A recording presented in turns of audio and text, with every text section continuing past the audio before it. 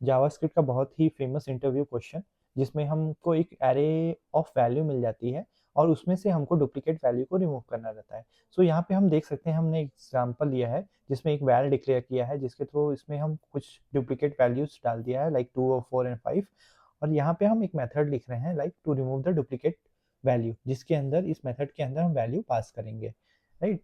यहाँ पे हम देख पा रहे हैं कि यहाँ पे हम लोगों ने एक वैल्यू को, उसी वैल्यू को पास किया हुआ है, राइट। तो अगर हम इसको देख पा रहे हैं तो यहाँ पे हमने मेथड लिखा है, उस वैल्यू को लूप किया और चेक किया अगर वैल्यू इस रिजल्ट में प्रेजेंट है कि नहीं है। अगर नहीं प्रेजेंट है तो हम वैल्यू को पुश कर रहे हैं, अगर प्रेजेंट है तो हम पुश नहीं कर रहे हैं, और एट लास्ट हम वैल्यू को रिटर्न कर दे रहे हैं। तो ये एक फॉर लूप के बेसिस पे हो गया डुप्लीकेट वैल्यू को रिमूव करने के लिए। अब हम सेट देखते हैं, सेट क्यों यूज होता है। वो सेट बाय डिफॉल्ट वो कोई भी डुप्लीकेट वैल्यू को रिमूव कर देता है। तो हमने इस वैल्यू को directly array as a array parameter pass करके सेट के अंदर डाल दिया और रिजल्ट में रिटर्न कर दिया। अब हमको as a set value return हो जाएगी, बट हमको इसको एरे में कन्वर्ट करना है।